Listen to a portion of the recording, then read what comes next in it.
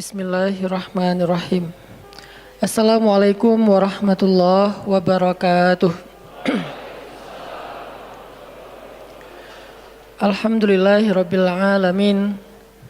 Alhamdulillahilladzi arsala rasulahu bil huda wa dinil haq liyuzhirahu 'alad dini kullihi wa kafa billahi syahida. Asyhadu an la ilaha illallah wahdahu la syarikalah wa asyhadu anna Muhammadan abduhu wa rasuluhu la nabiyya ba'dah. Allahumma salli wa sallim wa barik ala sayyidina wa habibina wa nabiyyina Muhammad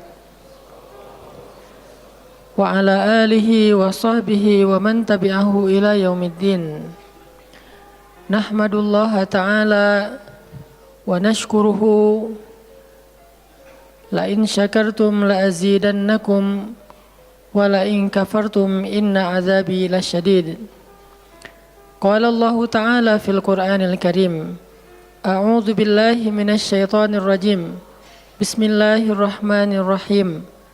Wal 'asr innal insana lafi khusr illa alladhina amanu wa 'amilus shalihat wa tawasaw bil haqq wa tawasaw bis sabr.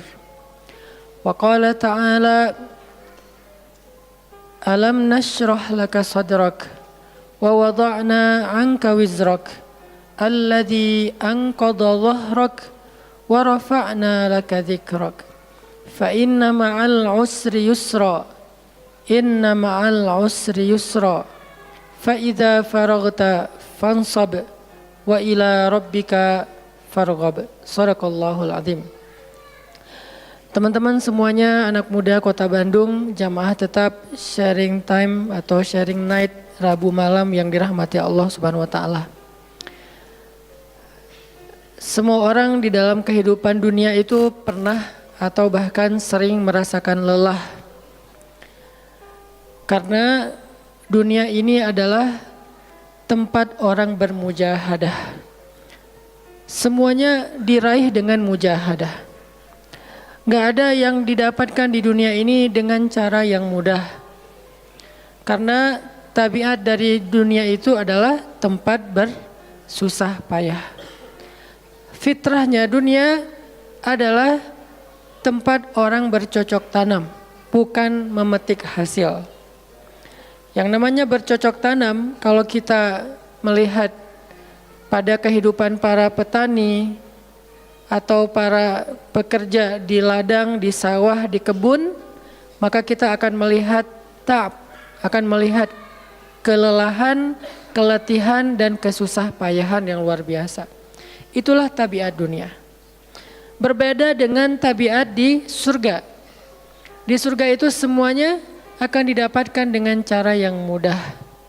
Bahkan sebagian riwayat mengatakan seorang perempuan di surga apabila inginkan seorang anak, maka Allah Subhanahu wa taala akan memberikan anak kepadanya saat itu juga tanpa harus bersusah payah mengandung selama 9 bulan.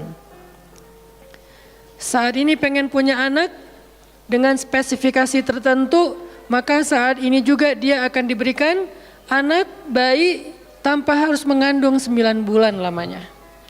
Tanpa harus susah-susah menyusui. Allah akan datangkan untuk dia bayi yang dia sukai, kemudian Allah datangkan orang-orang yang akan, pelayan-pelayan yang akan merawat dan membesarkan bayi itu untuk dia. Karena di sana dia adalah seorang ratu yang tidak perlu lagi bersusah payah. Di surga itu ketika seseorang menginginkan makanan, maka Allah Subhanahu wa taala mendatangkan untuknya makanan dengan cara yang sangat mudah. Bahkan ketika dia menginginkan buah-buahan, maka pohon itu akan menunduk untuknya sehingga dia bisa memetik buahnya tanpa harus bangun dari tempat duduknya jika dia menginginkan itu. Tetapi kalau dia menginginkan sesuatu yang lebih, misalnya dia ingin berjalan-jalan di kebun-kebun di antara banyak kebun surga, lalu dia ingin merasakan memetik pohon sendiri sambil membawa keranjang-keranjang yang indah, maka Allah juga akan memperkenankan keinginannya. Kaifa yasha, sebagaimana yang dia inginkan. Berbeda dengan dunia. Di dunia, apapun yang kita inginkan itu harus melalui mujahadah, melalui ikhtiar. Bahkan ketika kita ingin menjadi orang yang sekedar tidur-tiduran pun, Allah Subhanahu wa taala mentakdirkan tidur pun lelah. Tidur aja capek. Duduk capek. Ada orang yang duduknya capek akhirnya dia berdiri. Ya. Ada orang yang capek berdiri akhirnya pengen duduk. Kapan duduknya capek pengen berdiri? Salah satu yang sering saya alamin itu kalau lagi naik pesawat.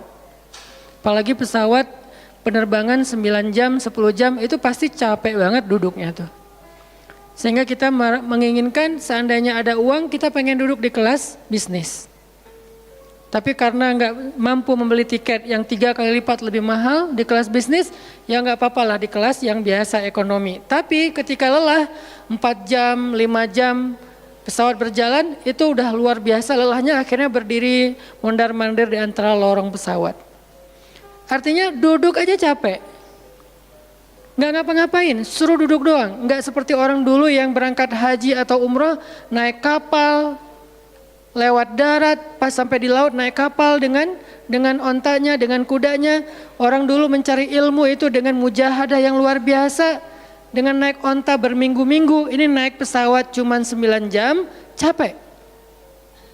Yang nggak ada guncangan, biasanya guncangannya cuma pas di awal sama pas mau landing doang. Di atas udah jarang ada guncangan karena dengan ketinggian tertentu dan pesawatnya besar. Tapi itu juga capek. Naik kereta coba. Dari Jawa ke Bandung misalnya. Sebutlah dari Semarang, dari Malang, dari Surabaya naik kereta 10 jam. Itu aja capek. Nggak usah jauh-jauh, Bandung Jakarta aja 3,5 jam. Itu pun capek. Atau kita naik mobil, nggak perlu nyetir. Pakai online, duduk aja di belakang atau di sebelahnya si driver, perjalanan setengah jam dari tempat kerja kita ke rumah atau dari rumah ke tempat kerja, ke kampus, ke sekolah gitu. Itu aja capek. Artinya dunia itu emang kayak gitu tabiatnya teman-teman. Tabiat dari dunia itu adalah lelah. Sehingga kalau ada orang yang menghindari capek dengan tidak ngapa-ngapain, itu hal yang agak klise dan naif. Bagaimana dia bisa menghindari lelah? Bagaimana dia bisa menghindari ta'ab? Bagaimana dia bisa menghindari bosan? Bagaimana dia bisa menghindari dalam keadaan susah payah? Sedangkan dia masih berada di sebuah tempat, bumi, dunia yang tabiatnya memang tempat bersusah payah dan lelah. Satu-satunya cara menghindari lelah yang tidak perlu lagi bersusah payah itu hanyalah masuk surga. Tetapi kan itu tidak terjadi sekarang, kita harus meninggal dulu dan kita belum mau. Ada yang mau meninggal masuk surga sekarang? Kalau dijamin sih insya Allah ya, masalahnya nggak ada jaminan. Kalau para sahabat enak, mereka dapat jaminan. Surga Bilal, sebelum Bilal meninggal, Rasulullah udah bilang, Bima sabaktani ilal jannah ya Bilal. Dengan apa kamu mendahului aku ke surga wahai Bilal? Dengan wudu dan sholat syukur wudu. Begitu juga nanti ada sahabat lain yang dijamin masuk surga bighairi hisab wala azab. Salah satunya adalah Ukasyah.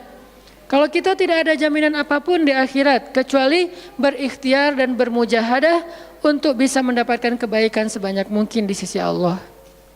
Sehingga alangkah naifnya seseorang yang menghindar dari ta'ab wal ham wal gham. Dia berusaha menghindar dari lelah, menghindar dari susah payahnya kehidupan, menghindar dari beban-beban hidup. Itu nggak bisa dilakukan karena kita masih berada di dunia. Yang perlu kita sekarang coba pilih adalah kita mau lelah untuk hal yang sia-sia? Apakah kita mau lelah untuk hanya bersenda gurau? Apakah kita mau lelah hanya untuk hal yang tidak ngapa-ngapain? Atau justru lelah kita itu untuk sesuatu yang mudah-mudahan beribadah kepada Allah? Makanya disebut dengan lelahnya menjadi lillah. Karena dua-duanya lelah. Ada orang yang pergi ke masjid lelah. Capek pergi ke masjid. Tapi ada juga orang yang berbuat dosa, itu juga lelah. Memangnya kalau kita beribadah lelah terus berbuat dosa nggak lelah? Banyak orang yang berbuat dosa lelah dan kita pernah merasakan kehidupan seperti itu. Sehari, 2 hari, sebulan, setahun, 2 tahun. Sampai kita benar-benar merasakan lelah banget dengan dosa. Di malam hari berbuat dosa, lelah, akhirnya tidur sepanjang siang. Di siang hari berbuat dosa, lelah, akhirnya tidur sepanjang malam. Lelah sama lelahnya. Antara orang yang beribadah dengan orang yang bermaksiat itu sama lelahnya. Bedanya apa? Yang satu, lelahnya akan diganjar, dibalas oleh Allah dengan kebaikan dunia dan akhirat. Yang satu lagi, lelahnya hanya akan disudahi dengan penyesalan. Sama-sama lelah. Bedanya, lelah yang pertama mungkin baru dirasakan hasilnya setelah itu. Lelah yang kedua seolah-olah bisa langsung dirasakan kesenangannya, tetapi kesudahannya adalah penyesalan. Makanya pada malam ini kita ingin merenungkan beberapa nasihat baik dari Al-Quran maupun hadis tentang bagaimana kita menjadi orang yang setiap hari tetap lelah, tetap banyak beban, tetapi beban itu mudah-mudahan menjadikan kita mendapatkan banyak kebaikan di sisi Allah. Makanya Nabi SAW bersabda dalam hadis riwayat Bukhari dan Muslim, "An-nasu ka'ibil mi'ah, la takadu tajidu fiha rahilatan." Manusia itu seperti 100 ekor onta. Manusia ka'ibil mi'ah, seperti 100 ekor onta. Yang harganya murah 50 juta, yang hidupnya untuk disembelih pada akhirnya nahar, disembelih. Onta itu kan kalau disembelih sambil dia berdiri ya. Kalau ayam, bebek disembelih sambil dipegangin atau diangkat. Kalau kambing dan sapi dibaringkan. Kalau onta disembelih itu sambil diberdirikan. Dia berdiri langsung disembelih. Itu onta. Artinya manusia ka'ibil mi'ah. Nabi itu menggambarkan onta karena onta ini punya banyak macam. Mungkin di Arab nggak ada ayam yang bermacam-macam. Akhirnya pakai bahasanya onta. Kalau di kita mungkin ada ayam potong, ada ayam kampung, dan segala macam, ada ayam jago. Kalau bebek ada mentok, ada apa? Bebek yang biasa, macam-macam kan. Di Arab mungkin gak terlalu banyak variannya dan gak terlalu akrab dengan kehidupan sehari-hari mereka. Yang akrab itu kambing, kuda, keledai, onta. Akhirnya Nabi mengatakan, "An-nasu ka'ibil mi'ah." Nabi seolah-olah mengambil sebuah perumpamaan. Dan perumpamaan ini bisa kita ganti dengan culture yang berbeda di setiap negara. Tetapi perumpamaan yang paling baik itu adalah onta. An-nasu ka'ibil mi'ah. Manusia itu seperti 100 ekor onta ibil. Onta potong. Yang hidupnya hanya untuk disembelih oleh tuannya, kemudian dagingnya dimakan atau dijual. Kenapa bisa begitu murahnya? Cuman 50 juta, 40 juta dan berakhir dengan disembelih? Karena onta ini hidupnya tidak istimewa. Dia hidup hanya untuk makan, minum, tidur dan berkembang biak. Cuman itu misi dari kehidupan dia. Makan, minum, tidur, berkembang biak. Udah itu doang. Setiap hari kerjanya makan aja. Lihat hewan ternak ngapain? Merumput aja setiap hari. Nggak ada hewan ternak yang tiba-tiba dia lagi ngapain? Lagi sholat. Nggak ada. Hewan ternak misalnya lagi ngebantuin tetangga. Nggak ada. Hewan ternak lagi menjenguk yang sakit. Nggak ada. Hewan ternak yang lagi menyelesaikan hajat saudaranya. Hewan ternak yang lagi dengerin curhat. Nggak ada.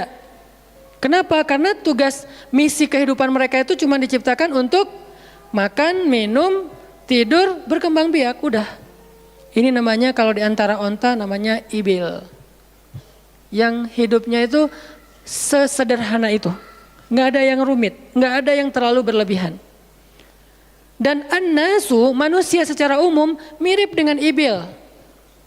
An-nasu ka'ibili mi'ah. Jadi kalau kita bandingkan dari 100 orang itu hampir semuanya seperti ibil. Misi hidupnya itu hanya untuk dirinya. Gimana caranya biar bisa makan. Gimana caranya biar bisa istirahat dengan nyenyak, tidur. Gimana caranya biar punya keluarga, berkembang biak, punya keturunan. Dan kemudian dengan keluarganya dia punya family time. Kapan liburan, makan di rumah, jalan segala macam. Cuman itu misi dari kehidupannya. Sehingga Nabi menyebut mereka yang misi kehidupannya hanya dirinya dan keluarganya. Ka'ibili mi'ah, seperti 100 ekor onta. Kurang istimewa. Orang yang hidupnya hanya untuk dirinya dan keluarganya itu kurang istimewa. Sehingga disebut dengan ibili mi'ah, 100 ekor onta. Tapi enggak hina, tidak rendah, tidak mungkin melenceng, sesat segala macam, enggak. Dia tetap tidak haram, tidak najis. Nabi tidak mengumpamakan manusia seperti seekor anjing, seperti seekor babi, enggak. Karena itu najis, haram dan seterusnya. Onta, makhluk yang hewan yang baik, cuman tidak istimewa. Di sini tidak ada judgement. Nabi itu orangnya nggak suka menjudge.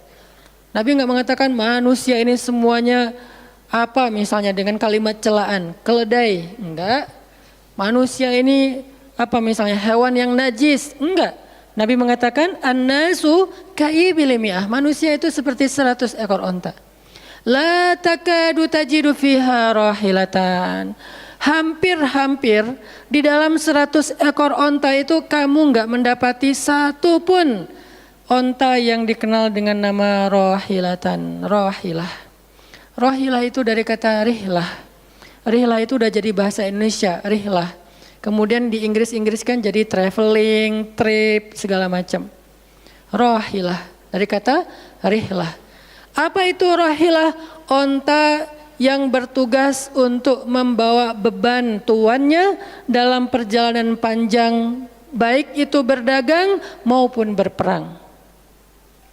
Dia punya misi lain selain makan, minum, berkembang biak, terus dipotong. Enggak, misinya lebih keren. Apa? Membawa beban. Membawa beban tuannya. Itulah rahilah. Sehingga punggungnya adalah punggung yang berkah, karena di atas punggung itu ditaruhkan beban terus menerus oleh tuannya. Berangkat bebannya apa, pulangnya beban apa. Karena orang dulu kalau berangkat berniaga, berdagang ke luar negeri, itu tuh bukan berangkat bawa beban, pulang nggak bawa apa-apa karena udah diuangkan, enggak. Mereka barter konsep perdagangannya. Kalau berangkatnya bawa kain, pulangnya nanti bawa karpet. Berangkatnya bawa gandum, pulangnya nanti bawa sutra misalnya. Tetap aja ada beban karena mereka berangkat jual misalnya ke Syam, dari Mekah ke Damaskus. Nanti pulangnya dari Damaskus ke Mekah bawa lagi barang-barang Damaskus yang bisa dijual di Mekah. Pas berangkat bawa barang Mekah yang bisa dijual di Damaskus, pas pulang membawa barang Damaskus yang bisa dijual di Mekah. Li'ilafi Quraisy ilafihim rihlatash syita'i was-saif. Rihlah syita'i was-saif. Mereka melakukan rihlah pada musim dingin dan musim panas. Itulah ilafu Quraisy, kebiasaan orang-orang Quraisy. Ilafu Quraisy, kebiasaan tradisi orang Quraisy. Apa tradisinya? Berdagang di musim dingin dan di musim panas. Barang dagangannya beda-beda. Kalau musim dingin yang dibawa itu bahan-bahan jaket. Bahan-bahan untuk menghangatkan tubuh. Bahan-bahan yang kalaupun dia bawa makanan yang biasa dimakan di musim dingin yang menghangatkan tubuh. Kayak misalnya jenis bubur di Arab itu ada namanya adas. Dan itu disebutkan di dalam Al-Quran, di Al-Baqarah. Wa adasiha wa basaliha, ada adas, ada bawang. Adas itu salah satu makanan kesukaan orang Arab di musim dingin. Karena kalau makan adas kayak bubur gitu, dia badannya menjadi hangat. Jadi kayak menghangatkan tubuh gitu. Artinya syita'i was-saif, di musim dingin dan di musim panas, dua-duanya ada barang yang didagangkan. Dan itu adalah ilafu Quraisy, kebiasaan tradisi orang-orang Quraisy. Rihlah. Siapa yang akan dibawa rihlah? Apa yang akan membawa barang dagangan mereka ketika rihlah? Namanya onta rahilah. Onta yang mengangkut beban barang tuannya. Rahilatan. Sehingga onta ini adalah onta yang lebih kuat fisiknya. Onta ini onta yang lebih tangguh perjalanan walaupun mengalami badai. Onta ini onta yang lebih kuat ingatannya sehingga dia menghafal jalan yang dilaluinya. Walaupun terjadi badai dia nggak tersesat. Jarang onta rahilah tersesat. Biasanya yang tersesat itu ibil. Ibil kalau ditaruh di tengah padang pasir, terjadi badai, terus bekas jalannya ketutup dengan pasir, dia bingung. Itu ibil. Sehingga kalau kita baca cerita-cerita tentang orang yang tersesat di padang pasir, rata-rata istilahnya kalau enggak jamal ya ibil. Kalaupun ada onta rahilah yang tersesat berarti badainya parah banget. Kalau ada hadis onta rohilah tersesat berarti badainya parah banget. Artinya rohilah ini ingatannya kuat. Dia kalau lewat satu jalan, setahun kemudian lewat lagi dia masih hafal. Itu rohilatan. Dalam teknologi sekarang kita nyebutnya dengan map. Ada banyak platform aplikasi map digital yang membuat kita bisa menghafal jalan. Dan diupdate terus, jalan ini sekarang macet segala macam. Rohilatan punya kemampuan membaca jalan walaupun mungkin berbeda dengan teknologi sekarang. Itu namanya rohilatan. Ini kata Nabi, la takadu tajidu fiha rohilatan. Manusia itu seperti 100 ekor onta. Dan di antara 100 ekor onta itu atau 100 orang itu hampir kamu tidak mendapati satupun yang bernama rohilatan yang mampu mengangkat beban lebih. Sehingga di sini Nabi SAW seolah-olah mengajarkan kita, memotivasi kita agar belajar menjadi rohilah. Manusia itu baru istimewa kalau dia menjadi rohilah, kalau dia mengangkut banyak beban, kalau dia menjadi orang yang paling banyak bermanfaat untuk orang lain. Makanya muncullah hadis, khairun nas anfa'uhum linnas, inna ahabban nasi ilallah anfa'uhum linnas. Dua riwayat hadis yang berbeda. Sebaik-baik manusia, kalau dalam analogi yang pertama, sebaik-baik onta adalah rohilatan. Bukan ibil, bukan nakoh, bukan jamal. Sebaik-baik onta rohilatan. Kenapa kok rohilatan? Karena dia yang paling bermanfaat, soalnya dia yang paling banyak mengangkut beban. Sehingga dengan analogi tentang onta rohilah, kita menerjemahkan hadis khairun nas, sebaik-baik manusia dengan istilah khair. Arti khair itu memberi lebih, arti khair itu bermanfaat. Khairun nas anfa'uhum linnas, sebaik-baik manusia yang paling bermanfaat untuk orang lain. Dalam riwayat yang lain, inna ahabban nasi ilallah, sesungguhnya orang yang paling dicintai Allah di antara manusia, anfa'uhum linnas, yang paling bermanfaat untuk orang lain. Itu yang paling dicintai Allah di antara manusia. Muncul lagi hadis yang mirip, inna ahabbal a'mali ilallah sururun tudkhiluhu ala qalbi muslim. Sesungguhnya perbuatan, amal soleh, aktivitas, pekerjaan yang paling disukai Allah di antara yang kita lakukan dalam kehidupan sehari-hari adalah membahagiakan hati orang lain. Ini semuanya hadis-hadis yang memiliki makna yang sama, yaitu menjadi pengangkut beban. Lelah Ustadz, lelah. Enggak ngangkut beban, lelah juga. Ngangkut beban, lelah juga. Cuman bedanya orang yang lelah tanpa mengangkut beban, hidupnya penuh dengan keluh kesah, tidak ada yang menghargai, tidak dimuliakan, akhirnya dia ngeluh. Ada kan banyak orang yang ngeluh karena merasa dirinya nggak dihargai orang lain. Tetap aja ngeluh. Ada juga yang ngeluh karena terlalu banyak beban. Padahal dua-duanya sama-sama ngeluh, kenapa nggak memilih yang lebih baik? Memangnya kalau kita nggak ngangkut beban, kita nggak akan berkeluh kesah, ngeluh. Ngeluhnya mungkin bukan capek, ngeluhnya nggak ada yang hargai. Dan itu udah sunnatullah, kalau kita pengen dihargai, pengen dimuliakan, kita harus menjadi orang yang paling rohilah, yang paling banyak ngangkut beban. Nggak bisa kita jadi ibil tapi pengen diperlakukan seperti rohilah, itu nggak bisa. Kita tuh ibil, hidupnya untuk diri sendiri, nggak bantu siapa-siapa, nggak peduli dengan siapa-siapa, harta kita nggak bermanfaat untuk orang lain, pikiran kita nggak bermanfaat untuk orang lain, lisan kita tidak bermanfaat untuk orang lain, wawasan kita tidak bermanfaat untuk orang lain, apalagi tenaga kita nggak bermanfaat untuk orang lain, skill kita nggak bermanfaat untuk orang lain, semua tentang diri kita hampir tidak bermanfaat untuk orang lain, lalu kita ingin dihargai seperti orang yang paling bermanfaat. Ini naif, klise, nggak ada seperti ini, bukan sunnatullahnya. Karena seseorang itu diberi balasan sesuai dengan mujahadah. Al-jaza ala qadril masyaqqah, balasan tergantung susah payahnya dalam berikhtiar. Siapa yang mujahadahnya lebih, maka rewardnya lebih, jazanya lebih. Jadi saya kadang-kadang ngerasa, dulu saya juga pernah merasa kayak gitu. Kenapa kok dia dihormati saya enggak? Kita enggak boleh cemburu tanpa alasan. Seolah-olah misalnya Harusnya hormati semua orang dong, nggak bisa. Itu udah fitrah manusia dan sunatullah dalam kehidupan di dunia. Kalau kita pengen dihormati orang, kita harus menjadi rohilah. Kalau kita pengen dihargai orang, kita harus jadi rohilah. Nggak bisa kita berharap dihargai oleh pasangan kita atau calon pasangan kita, tapi kita nggak punya tanggung jawab, nggak bisa. Kalau teman-teman pengen dihargai oleh pasangan halalnya, teman-teman harus mengangkat tanggung jawab yang lebih berat daripada dia. Kalau dia yang capek kita leyeh-leyeh aja di rumah, tapi kita minta dihargai, saya kan suami. Suami itu bukan status, suami itu peran. Ada orang dia jenis kelaminnya perempuan, tapi dia suami. Kenapa? Karena dia mengambil peran laki-laki. Dan itu saya melihat banyak perempuan seperti ini, hebat dan memalukan bagi suaminya.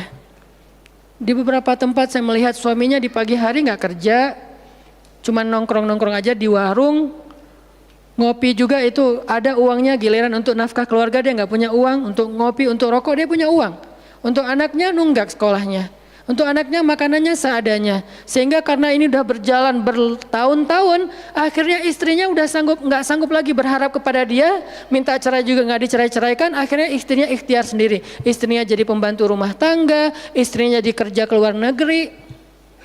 Saya beberapa kali ke Hong Kong, hampir tiap 4 bulan sekali ke Hong Kong, dan selalu mendengar cerita teman-teman di Hong Kong, para pejuang-pejuang di Hong Kong itu kan 99%-nya perempuan ya. Hong Kong itu 99% lebih perempuan. Beda kan sama Taiwan, Korea itu laki-laki dan perempuan agak imbang lah. Tapi kalau Hong Kong itu bisa dibilang dari 100 pekerja 99 orangnya bahkan lebih adalah perempuan. Dan semua mereka punya masalah yang hampir sama di negerinya, di kampungnya. Masalahnya mereka terpaksa untuk berangkat ke luar negeri karena ada yang demi membiayai sekolah anak-anaknya, single parent. Kemana suaminya? Suaminya pergi dan tidak bertanggung jawab. Atau suaminya ada tapi tidak mampu mencari nafkah. Terpaksa dia kerja ke luar negeri dengan segala macam resiko. Dan banyak banget kasus di Hong Kong. Siapa juga yang mau jauh-jauh dari keluarganya, apalagi punya anak masih kecil ya. Kemarin kita baru dengar cerita seorang anak yang harus merawat ayahnya yang sakit kanker gara-gara di rumahnya nggak ada siapa-siapa, ibunya berjuang di luar negeri. Kenapa? Karena suaminya sakit. Kalau ini masih bisa kita pahami lah. Tapi kemana pamannya misalnya? Kemana misalnya kakaknya? Nggak tahu punya kakak atau gimana? Nggak tahu kondisi pamannya. Yang jelas bahwa ternyata kita itu dihargai itu bukan karena kita berstatus suami. Kita dihargai karena kita berperan sebagai suami, bukan berstatus sebagai suami. Kalau suami pengen dihargai, ambillah peran suami. Laki-laki pengen dihargai, ambillah peran laki-laki. Apa peran laki-laki? Tanggung jawab. Ambil sebanyak mungkin. Kalau kita udah menikah, tanggung jawab kita itu kalau mau lebih, jangan cuma istri. Ambil keluarga istri untuk kita ambil tanggung jawabnya. Adiknya istri, mungkin keluarga istri kita nggak mampu. Adiknya kita sekolahin. Mertua sakit, kita biayain. Nanti siapa lagi? Keluarga besarnya ada masalah, kita biayain, kita hutangin. Kalau misalnya kita nggak sanggup memberikan hadiah atau sedekah, ambil amanah, tanggung jawab itu ambil semampu kita. Itulah contoh Rasulullah SAW. Makanya Nabi ketika sudah menikah dengan Khadijah, yang tinggal di rumah Nabi itu bukan cuma anak kandung beliau, ada anak angkatnya Zaid bin Harithah, ada sepupunya Ali bin Abi Thalib. Ada banyak lagi keluarga besar Khadijah yang tinggal bersama Nabi. Sehingga rumah Nabi itu adalah rumah yang banyak sekali orang-orang yang ditampung oleh beliau. Itu yang disebut dengan anfa'uhum linnas, ambil tanggung jawab yang besar. Sehingga Khadijah tuh respect banget sama sosok Nabi Muhammad. Bahkan sebelum Nabi dapat wahyu, sehingga gak disebut Nabi, respect sama sosok seorang Muhammad. Apalagi setelah beliau dapat wahyu, beban beliau bukan lagi keluarganya sekarang, beban beliau adalah umatnya. Yang diurus oleh Nabi bukan lagi keluarga sekarang setelah dapat wahyu, umat. Dan umat di sini lintas nasionalisme. Ada yang datang dari Persia, namanya Salman Al-Farisi. Ada yang datang dari Romawi, namanya Suhaib Ar-Rumi. Ada banyak sahabat-sahabat yang lintas kabilah, bukan hanya orang Quraisy. Ada yang datang dari Yaman, termasuk Sumayyah dengan Yasir, keluarga yang pertama syahid dalam Islam. Ini dari Yaman. Kemudian pindah lagi ke Madinah yang bukan orang-orang Quraisy. Di sana ada Bani Mudhar dari kabilah Aus dan Khazraj. Nanti berkembang lagi sampai ke Asia, Eropa dan seterusnya. Inilah bebannya Rasulullah sallallahu alaihi wasallam. Sehingga Allah menyebutnya dengan istilah rahmatan lil alamin. Rahmah. Tahu arti rahmah? Rahmah itu kasih sayang. Maksud kasih sayang memberi sayang. Kasih sayang, bukan minta disayangi. Jadi kalau kita mau berkasih sayang ya kasih sayangnya, jangan sayangi saya dong. Itu bukan kasih sayang, namanya terima sayang. Bukan kasih sayang, terima sayang, minta sayang. Itu namanya bukan rahmah, bukan mawaddah. Yang namanya rahmah kasih sayangnya. Kalau kita nggak punya sayang berarti kita nggak punya rahmah. Apa bentuk sayang kita? Perhatian. Apa bentuk sayang kita? Perasaan. Apa bentuk sayang kita? Dengan harta. Itu sayangnya. Dan Nabi, wa ma arsalnaka illa rahmatan lil alamin. Tidaklah kami mengutus engkau Muhammad kecuali untuk menjadi kasih sayang kepada alamin. Arti rahmah dalam tafsiran yang lebih luas menyelesaikan hajat manusia seluruh alam. Seluruh alam. Itulah kenapa Nabi Muhammad menjadi orang yang paling mulia. Karena yang diambil bebannya itu bukan satu keluarga Khadijah. Bebannya itu bukan satu kota Makkah. Bebannya itu bukan cuma orang Arab. Alamin. Sehingga Allah mengatakan, wa rafa'na laka dzikrak. Kami angkat engkau menjadi manusia yang paling mulia. Karena beban yang diambilnya paling berat. Apa beban Nabi? Apakah cuma ceramah? Enggak cuma ceramah. Kalau cuma ceramah gampang. Saya pernah menjadi penceramah dan saya pernah menjadi programmer dalam dakwah. 8 tahun saya ceramah di Bandung, gampang banget. Dan kalau mau nyaman jadi ustadz, mending saya jadi penceramah aja, gampang banget. Diundang-undang, ustadz mau dijemput? Ya jemput dong, jemput. Ya, ustadz kan dijemput, jarang kita jalan sendiri, seringnya dijemput. Dan karena dia pengen memuliakan kita, dia cari di tempat itu siapa yang punya mobil paling bagus untuk menjemput ustadz. Kalau di kampung, cari siapa yang punya mobil baru yang tahun misalnya 2018 lah, kalau nggak ada 2019. Saya punya, ya udah pinjam ya untuk jemput ustadz. Oh boleh saya senang, jemput. Kalau perlu yang punya mobilnya sekaligus jadi supirnya, jemput ustadz. Enak jadi penceramah. Jemput, tunggu di depan rumah, nggak langsung ketok. Kenapa? Nggak enak mau ngetok, biar ustadznya santai aja. Ustadznya keluar dibukain pintu. Terserah mau duduk di depan, duduk di tengah. Kalau ustadznya duduk di tengah, nggak ada yang di sebelahnya, kosong. Mau goler-goler, mau jungkir balik, bebas. Ustadz. Saya pernah ngalamin masa kayak gitu. 8 tahun, mudah banget, diundang-undang. Semua wajah tersenyum, nggak ada yang cemberut, namanya juga ustadz. Selamat datang ustadz, alhamdulillah bisa ketemu sama ustadz, silakan. Duduk dikasih makanan yang paling baik. Dihidangkan segala macam, minuman aja 5 jenis. Sampai bingung nih mana yang mau diminum. Ustadz mau apa? Kadang-kadang beberapa teman-teman panitia yang sangat udah pro banget nanya. Ustadz itu nanya ke asisten lah atau siapa manajemen, kalau dia punya manajemen. Ustadz itu sukanya makanan apa? Disediakan makanan kesukaan Ustadz. Kalau ke Bandung Ustadz senangnya makan apa? Disediakan makanan khas Bandung kesukaannya Ustadz. Dicari dari restoran terbaik yang ada di kota itu. Ini perlakuan terhadap ustadz, nyaman banget kalau ceramah tuh. Ceramah berapa lama? Terserah ustadz. Kalau lagi mood 3 jam. Kalau enggak lagi mood 45 menit. Ustadz kok ceramahnya cuma sebentar? Saya lelah sekali. Oh enggak apa-apa ustadz, istirahat ya ustadz, sehat terus ya ustadz, doain. Pulang dianterin. Maaf dikasih amplop, transport segala macam. Kadang-kadang wah ngasihnya cukup untuk 2 bulan makan. Masya Allah enak. Kalau cuman yang disebut dengan rahmatil alamin itu cuman ceramah, itu bukan rahmatil alamin. Walaupun itu salah satu kebaikan. Tapi kemudian setelah 8 tahun saya berdakwah dengan ceramah, saya mengubah konsep dakwah saya menjadi programmer. Memprogram masjid. Al-Latif. Saya ngomong dengan Pak Iman beri saya kesempatan memprogram Al-Latif. Bikin gerakan, bikin dakwah. Bukan masjid yang memprogram, kemudian ustadz mengisi. Itu salah. Menurut saya Keliru kalau masjid membuat program, ustadz cuma mengisi program itu. Keliru. Ustadz yang program, masjid fasilitasi, nanti insya Allah akan berkah. Alhamdulillah Pak Iman, Ketua DKM Al-Latif sepakat. Ya udah Ustadz silahkan, mangga dikasih waktu 2 tahun. Kalau nggak ada perubahan diambil alih. Dalam 2 tahun kita coba program dari awal. Bikin gerakan anak muda, pemuda hijrah lahir waktu itu. Mulai programming, gimana caranya biar masjid rame. Dari yang cuma 20 orang kajian setiap Rabu malam, dari dulu udah Rabu malam. Yang hadir berapa orang? 20 orang. Kalau Persib lagi main, libur. Semua pada nonton.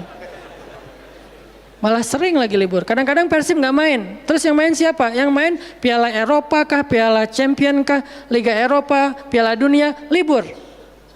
Akhirnya berkembang pelan-pelan jadi setengah masjid, satu masjid, membludak keluar masjid sampai ke Jalan Cendana, akhirnya pindahlah ke masjid ini. Kenapa? Karena udah nggak nampung, nggak enak juga dengan tetangga, karena parkirnya kemana-mana. Kan kita pindah ke sini karena Al-Latif nggak nampung. Nah, ketika dakwah berubah menjadi programmer, bebannya beda. Udah nggak kayak dulu, nggak beda.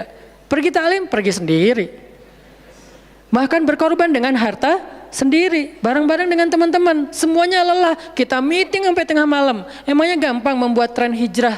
Gak mudah teman-teman, kita harus meeting, mikirin. Sekarang tambah lagi beban yang lain, Barisan Bangun Negeri.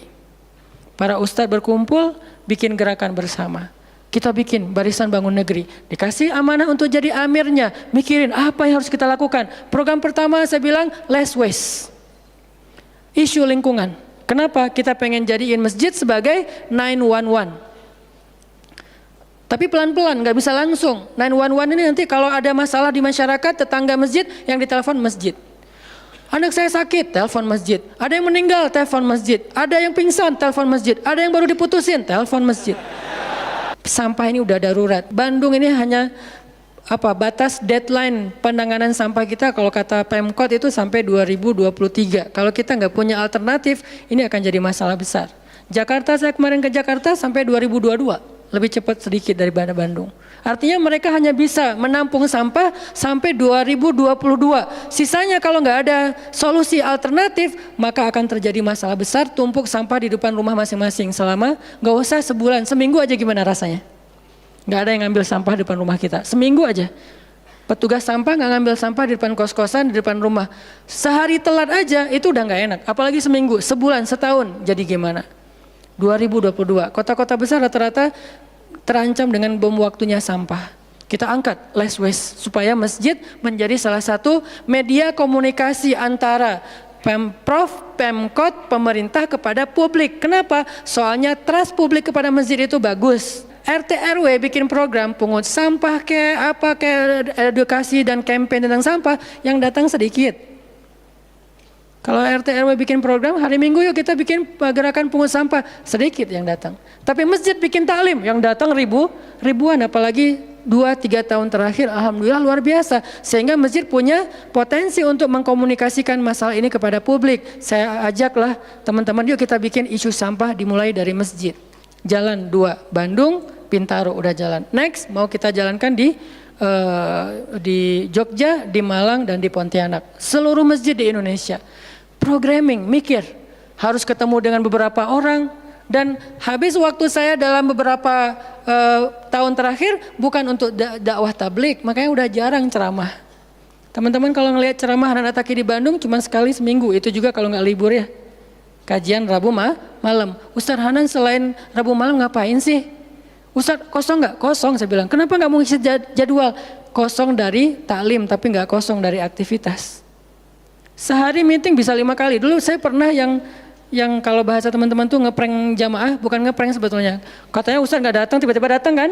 Itu tuh meeting 5 kali sehari, dari pagi, siang, sore, menjelang maghrib, baru beres isya.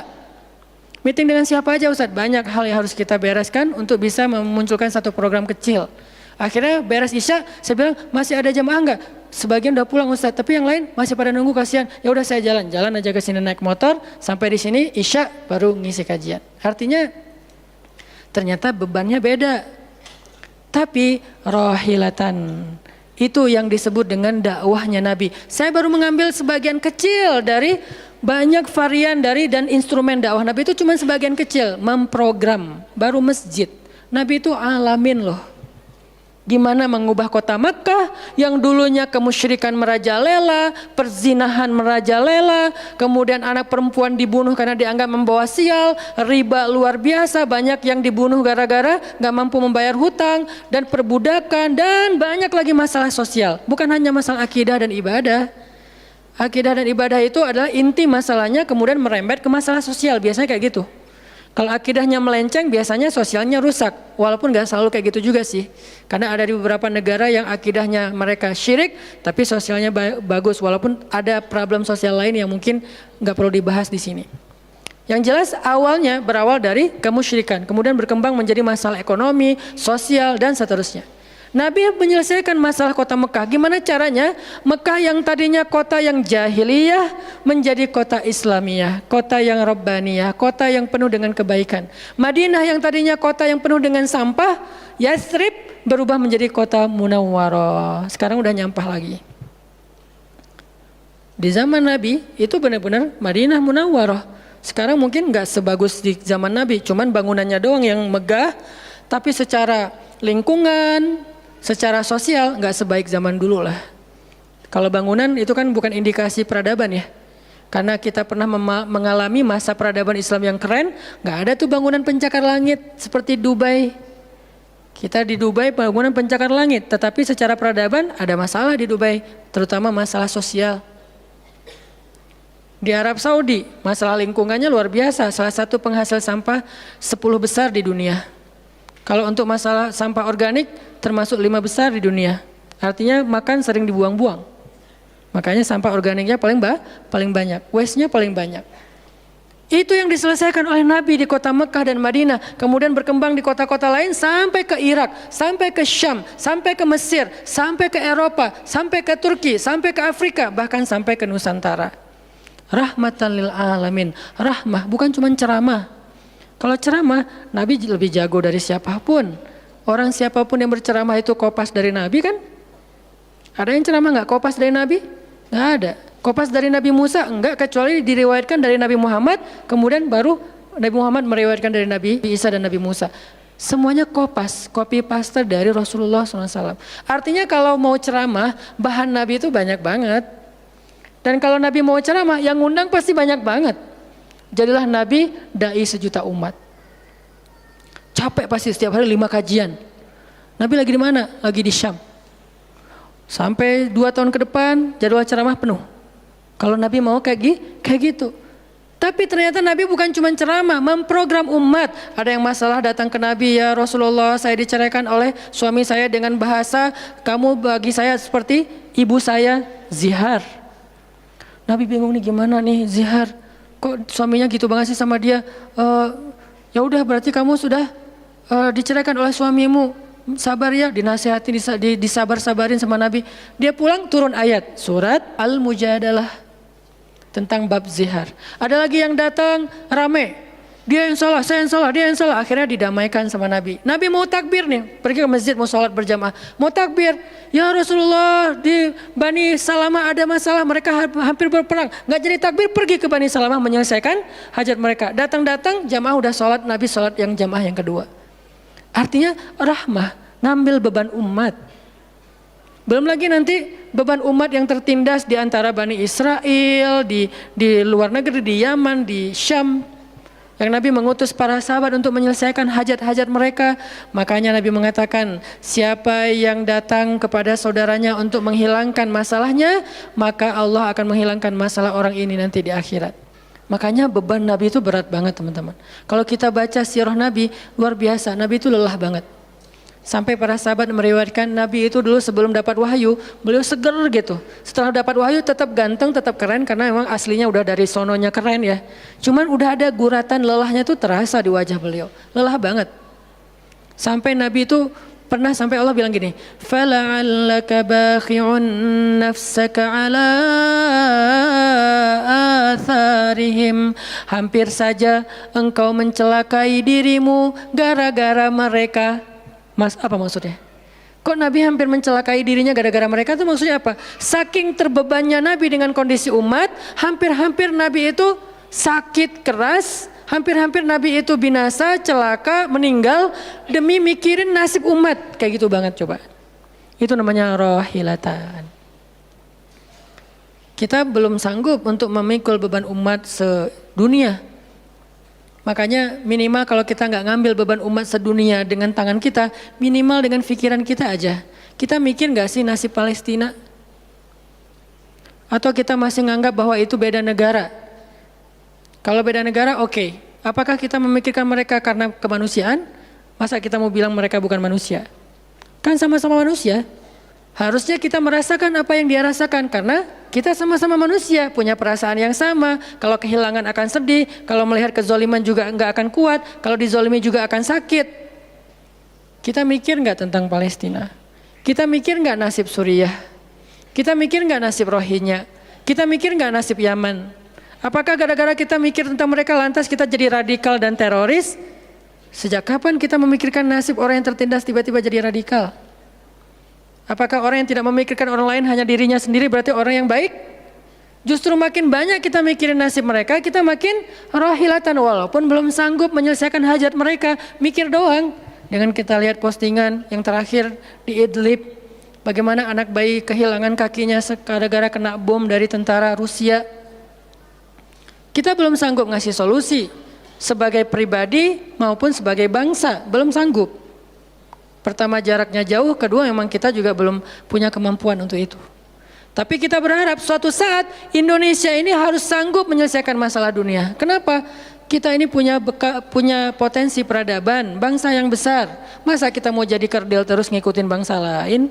Kita ini bangsa besar, umat Islam terbesar di dunia. Dan orang Indonesia itu pinter-pinter, profesornya banyak, saintisnya banyak, orang kayanya banyak, keren Indonesia nih. Kenapa Indonesia yang keren kayak gini cuma ngurus diri sendiri aja nggak bisa? Harusnya ngurus dunia bukan ngurus diri sendiri. Itulah Islam yang sebenarnya. Kita ngurus Rohingya, gimana caranya Rohingya punya tempat tinggal? Kita urus Suriah, kita urus Palestina. Lalu apakah kita memikirkan tetangga kita? Teman-teman lihat deh, salah satu yang mungkin proyek kecil lah. Ini yang karena yang saya tahu, karena istri sendiri yang ngerjain. Lihat rumah teduh sahabat Iin. Setiap harinya ada yang meninggal dengan kanker ovarium yang gede banget, ada yang kanker yang dulu yang saya bawa Ustaz Abdul Somad keliling di Bandung tuh, seorang anak muda yang udah meninggal, seminggu setelah Ustaz Abdul Somad mengunjungi dia, Rian namanya, meninggal dunia. Alhamdulillah dia sempat ketemu dengan Ustaz Abdul Somad, sempat dinasehati, mudah-mudahan di akhir hayatnya dia setelah dapat nasihat dari UAS, dia jadi sabar, jadi balik lagi ke Allah sehingga husnul khatimah. Datang kita ketemu dengan Rian, habis ininya. Gara-gara apa? Gara-gara pernah kecelakaan di laut, terus jadi kayak kanker kulit, luar biasa. Itu parah banget. Dan itu nggak satu kasus, banyak. Di Jawa Barat aja udah banyak banget, apalagi Indonesia. Apakah kita mau mengambil beban itu? Atau kita bahkan melihat juga nggak mau, karena ngerasa nggak kuat, nggak berani. Terus kapan kita kuatnya? Kalau kita nggak kuat, namanya bukan rohilah. Yang namanya rohilah itu harus kuat. Dikuat-kuatin kalaupun nggak kuat. Sudah seberat apa beban yang kita ambil selain, dan itu nggak bisa di apa ya bahasanya, diambil sebagian dibuang sebagian yang lain, enggak. Minimal kalau yang di dekat kita mengambil bebannya sampai menyelesaikan hajatnya dengan harta, mungkin dengan skill, dengan network, dengan minimal dengan sosial media kita repost, ya ada yang bisa bantu ini, enggak. Kalau yang di luar negeri karena kita nggak sanggup menyelesaikan, minimal dengan pikiran dan doa. Kasihan ya mereka, doain terus karena doa kita itu ngaruh. Jangan berpikir mendoakan mereka itu nggak ngaruh itu. Mempercepat datangnya pertolongan Allah. Minimal dengan doa kita, Allah kuatkan hati mereka. Minimal. Dengan doa kita, Allah kuatkan hati saudara kita di Yaman, di yang kelaparan di Syam, di Palestina, di Rohingya, di Turkistan, yang masih dalam campnya orang-orang komunis. Minimal doa kita menguatkan hati mereka. Kan berarti membantu. Ada orang yang ketika dapat musibah, kita datang nggak bisa ngasih solusi, tapi begitu kita nasihati lalu kita doakan, itu udah membantu dia, minimal hatinya jadi lapang. Kemudian kita doakan, dia merasa diperhatikan. Bukankah itu sebuah bantuan? Dan itu rahilah. Semuanya aja yang di luar negeri kita pikirkan, apalagi yang di dalam negeri, semampu kita. Makanya nama barisan kita tuh Barisan Bangun Negeri. Kalau ditanya, apa Ustadz tujuan bikin gerakan Barisan Bangun Negeri? Ya bangun negeri. Masa masih ditanya ya? Karena masih ada yang nanya, ngapain sih tuh ustadz-ustadz ngumpul mau bangun negeri? Itu udah jelas dari namanya juga. Terus santrinya ngapain? Namanya Santri Bangun Negeri. Ustadznya Barisan Bangun Negeri, ada 2 nama. Para guru, saya pelan-pelan pengen ngumpulin para guru-guru yang seleting. Supaya kita barengan, ngumpulin pelan-pelan. Namanya Barisan Bangun Negeri. Nanti teman-teman yang ngikutin para guru, para santri, namanya Santri Bangun Negeri. Jadi kalau ditanya mau ngapain, mau bangun negeri. Programnya apa? Pertama, program isu lingkungan. Nanti naik lagi isu sosial, naik lagi isu healthcare, kemanusiaan, kesehatan, dan seterusnya. Kan itu tugas pemerintah, kita nggak mau menyalahkan siapapun, udah capek berdebat. Tugas kita sekarang siapa yang pengen jadi rohilah. Itu yang dilakukan para guru kita sekarang teman-teman di Barisan Bangun Negeri. Mikir, kemarin saya 40 jam nggak tidur. Dari Bandung ke Jogja, di Jogja ada acara, udah beres acara kita ada meeting yang penting banget yang bikin saya sesak sampai sekarang. Itu ada diskusi yang saya tidak bisa sampaikan ke publik. Itu diskusi dari jam 11 malam sampai jam setengah 4 subuh. Kenapa diskusinya sampai malam Ustaz? Karena besok kita semuanya udah pada bubar. Udah pada pulang masing-masing ke negerinya sehingga nggak sempat ketemu. Ketemunya kita cuman malam Selasa. Selasa subuh pesawatnya udah mulai ada yang pesawat jam 5, jam 6, jam 7. Jadi malam itu harus kita selesaikan meeting kita. Meeting lah kita sampai jam setengah 4 subuh. Beres meeting langsung ke bandara. Saya dengan salah satu ustadz ke bandara berdua naik flightnya pas bareng. Belum selesai tadi meetingnya, meeting lagi di pesawat. Dari Jogja ke Jakarta. Di Jakarta saya ketemu dengan beberapa teman-teman yang pengen mendukung program pesantren yang sedang kita dari setahun yang lalu ingin kita buat. Tapi juga belum cukup untuk membebaskan lahan. Karena kita butuh 15 M membebaskan lahan. Alhamdulillah udah terkumpul sekitar 2 M. Masih jauh dari target. Baru membebaskan lahan. Belum membangun. Akhirnya bahasa istri saya ngamen di Jakarta dari pagi, siang, sore, malam. Malam pulang. Di kereta juga diskusi lagi sama istri karena ada beberapa program yang harus kita bereskan. Sampai rumah jam 12 malam. Jadi 1 hari setengah. Hampir 2 kali 24 jam. Baru istirahat. Itu kalau programming. Beda dengan ceramah.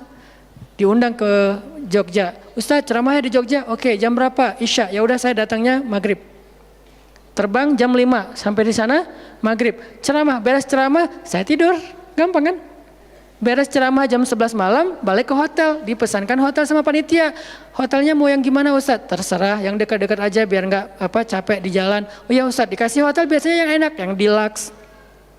Masuk ke hotel, mandi air hangat. Ya, beres mandi air hangat, pesan makanan online. Karena tadi belum makan, misalnya kalau telat makan juga, pesan datang ke kamar. Kadang-kadang saya cuma pesan 1 jenis, mereka pesan 3 jenis. Saya belum makan, lapar, boleh nggak pesan sate? Oh boleh Ustaz. Datang sate, datang mie godok, datang apa, banyak. Semuanya ditaruh di depan kamar. Ustaz, ini udah ada makanannya. Masya Allah makanannya banyak gini. Kalau cuma ceramah, habis makan jam 12, tidur. Bangun sholat subuh, beres subuh, olahraga. Ya, karena di hotel, treadmill. Beres treadmill, berenang. Beres berenang, breakfast. Beres breakfast, terbang ke Bandung. Kan enak ya? Kalau cuman ceramah. Jadi kerjanya cuman 1,5 jam pas ceramah. Itu juga santai. Namanya juga ceramah gampang. Tapi kalau programming, buat program, kayak tadi ceritanya, meeting, gak beres-beres. Sampai enak dengan meeting. Kopi entah berapa gelas. Ada yang digulaan, ada yang nggak digulaan. Ada yang pakai susu, ada yang nggak pakai susu. Sampai diistilahkan yang nggak pakai susu kopi akhi, yang pakai susu kopi ukhti. Semua jenis kopi. Artinya rohilatan. Ternyata memang benar kata Nabi, manusia itu seperti 100 onta, sedikit yang rohilatan. Makanya sekarang kita mau milih mau jadi rohilatan atau mau jadi 100 onta. Dimulai dari hal yang kecil. Saya ngajak teman-teman, yuk kita jadi rohilah, kita angkat beban negeri kita, beban bangsa kita. Saya pengen banget masjid itu jadi kayak rumah teduh. Sekarang yang menjalankan pasien kanker kurang mampu se-Jawa Barat, salah satunya rumah teduh itu. Yang sekarang ada 15 rumah dengan sekitar 300 pasien. Yang setiap kali operasi itu 40 juta. Karena kalau pakai BPJS antrinya setahun. Sehingga harus pakai jalur normal. Dan beberapa di antara mereka belum sanggup untuk membayar cicilan BPJS sehingga nunggak nggak bisa pakai. Kita selesaikan. Harusnya itu dilakukannya oleh masjid. Kenapa? Karena potensi zakat, infak, sedekah, kenceleng masjid gede. Jangan cuma dipakai buat renov. Jangan cuma dipakai buat pengumuman hari Jumat. Kenceleng minggu ini 300 juta. 300 juta di sebelah masjid ada orang lapar. Berarti ngapain 300 juta teh? Harusnya 300 juta itu kenceleng minggu ini. Harusnya 300 juta. Tapi tinggal 10 juta. Kenapa? Beban umat diangkat semua sama masjid. Itu cita-cita kita, pengennya masjid itu menjadi, makanya ada hashtag masjid peradaban. Apa masjid peradaban? Masjid rohilah, masjid yang mengangkat beban umat, bukan cuma membuat program jihad, pengajian hari Ahad. Udah lewat lah masa kayak gitu-gitu, udah nggak keren. Ini saya tantang masjid-masjid yang ada di Indonesia, jangan hanya fokus dengan taklim. Taklim itu udah banyak dan mudah melakukannya, kurang challenging. Coba masjid mikirin masalah sekitarnya, satu masjid mikirin satu RW kalau masjidnya kecil. Kalau masjidnya masjid kecamatan, mikirin satu kecamatan.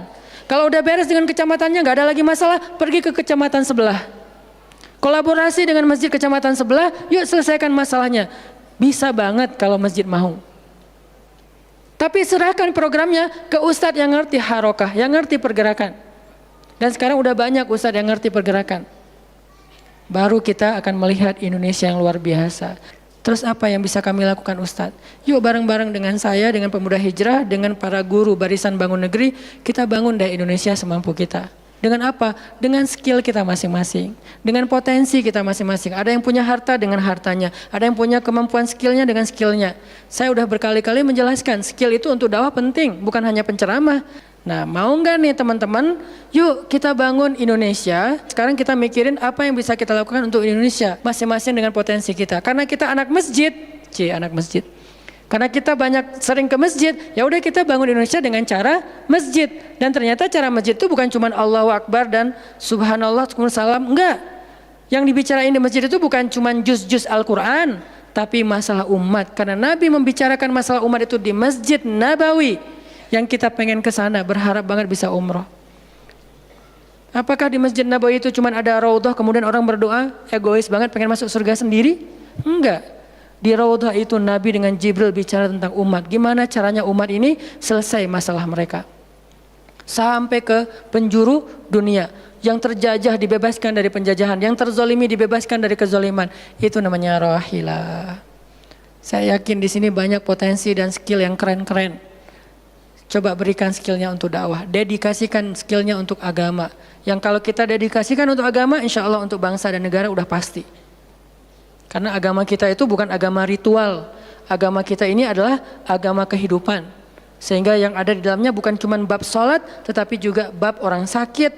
Dan kita tahu banyak hadis tentang itu, bab lingkungan, dan kita mulai tahu hadis-hadis tentang itu. Yuk kita dedikasikan skill kita, potensi kita, harta kita untuk agama Allah, kita angkat beban umat bareng-bareng. Karena kalau saya ngangkat sendiri, saya paling-paling ngangkat sanggupnya itu 100 kilo, itu juga udah ngos-ngosan. Tapi kalau kita ngangkat bareng-bareng, bisa bertonton beban umat kita angkat.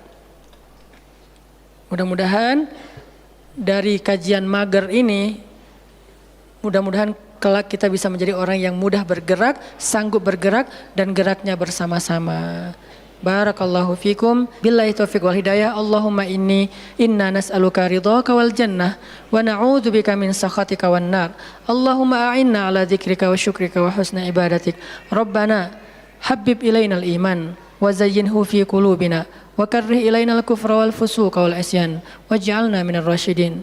Rabbana atina min ladunka rahmah wa hayyi' lana min amrina rasyada. وهيئ لنا من أمرنا رشدا وهيئ لنا من أمرنا رشدا واجعل لنا من كل ضيق مخرجا ومن كل هم فرجا ومن كل عسر يسرا ربنا آتنا في الدنيا حسنة وفي الآخرة حسنة وقنا عذاب النار وصلى الله على سيدنا محمد وعلى آله وصحبه أجمعين والحمد لله رب العالمين والسلام عليكم ورحمة الله وبركاته.